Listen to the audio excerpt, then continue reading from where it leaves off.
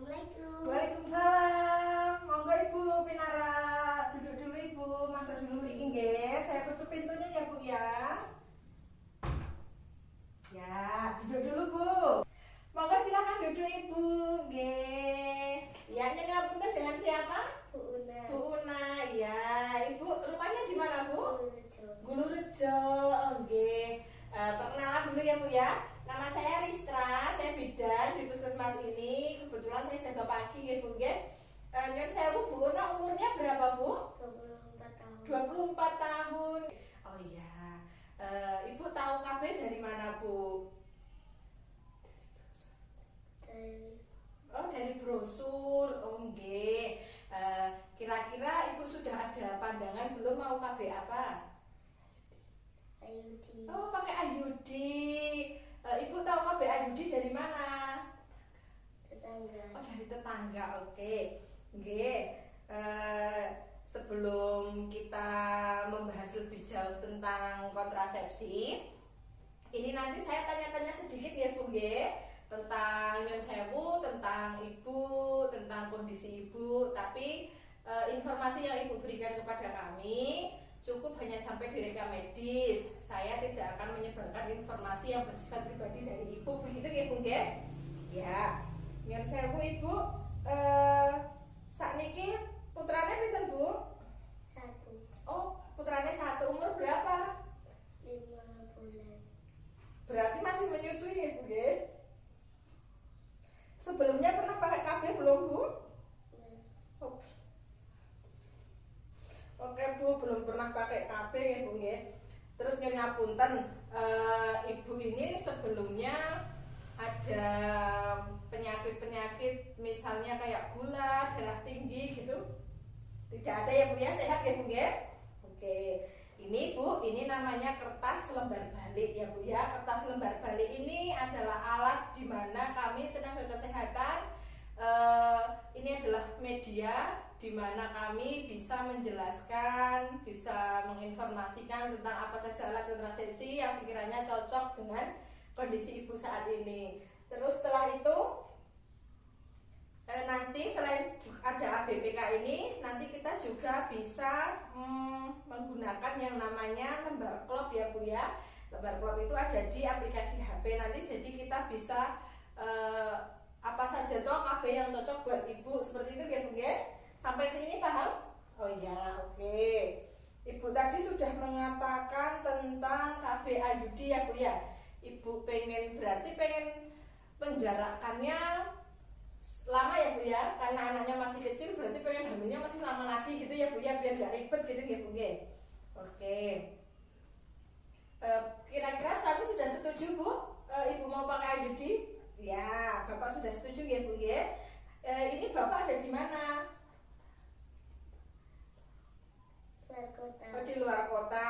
Nggih, karena ini nanti KB itu sifatnya harus persetujuan bersama. Jadi nanti mohon untuk di video callkan Bapak ya Bu ya, terkait dengan biar saya itu tahu Bapak itu setuju atau tidak, begitu ya Bu ya. Oke. Jadi tadi kondisi Ibu itu kalau kita pakai lembar klop ya Bu ya namanya nggih. Ini namanya lembar klop. Nah, ini namanya klop KB ya Bu.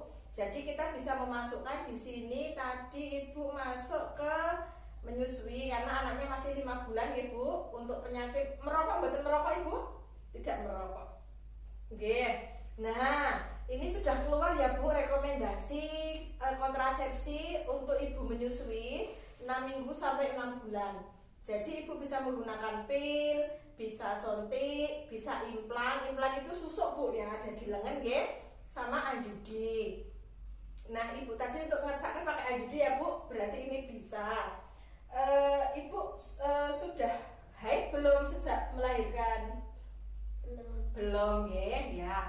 Berarti ini kan anaknya masih 5 bulan, itu berarti Ibu masih KB alami Bu, namanya KB MAL, amenorrhea laktasi, metode amenorrhea laktasi, begitu ya Bu ya. Jadi kalau menyusui eksklusif selama 6 bulan dan belum haid, asal menyusuinya eksklusif ya Bu ya, tidak dicampur dengan apapun, itu termasuk KB alami, begitu Ibu. Terus ini karena sudah mau 6 bulan, ibu berencana untuk memakai IUD ya. Ya, karena ibu sudah mantap pakai IUD, sedikit saya jelaskan tentang IUD ibu ya. Jadi IUD itu adalah alat kontrasepsi yang dipasang pada jalan lahir. Nanti masangnya itu prosesnya dengan sama dengan kalau ibu kemarin melahirkannya normal ya bu ya. Ya, kalau melahirkannya normal nanti proses dimasukkannya alat itu juga sama dengan waktu melahirkan ibu ya. Alatnya itu cuma kecil bu, jadi alatnya itu cuma segini kecil ini ya bu ya, nanti dimasukkan ke dalam rahim ibu. Terus nanti ini tidak hormonal ya bu, jadi tidak, kelebihannya itu tidak mengurangi dan menambah berat badan, tidak membuat jerawat, tidak mengganggu siklus haid. Siklus haidnya itu sama gitu ya.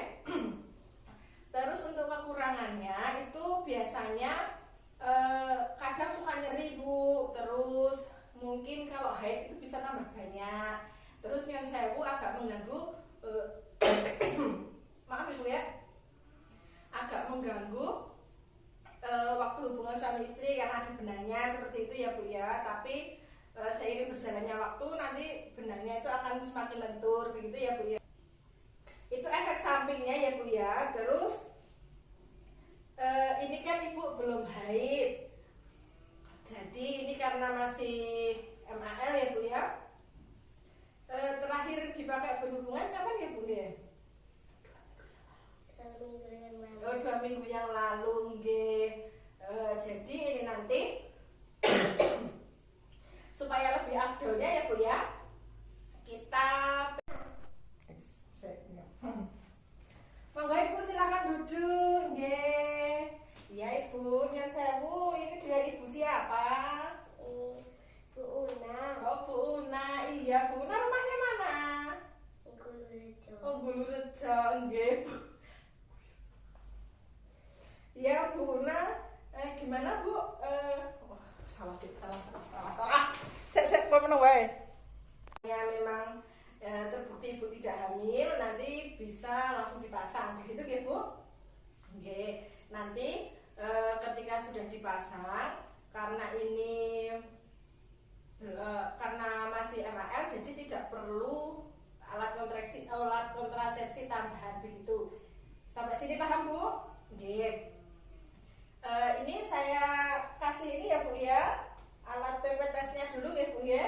Monggo Bu, PP tes dulu. Air pipisnya nanti dikasih di sini. Sudah Bu?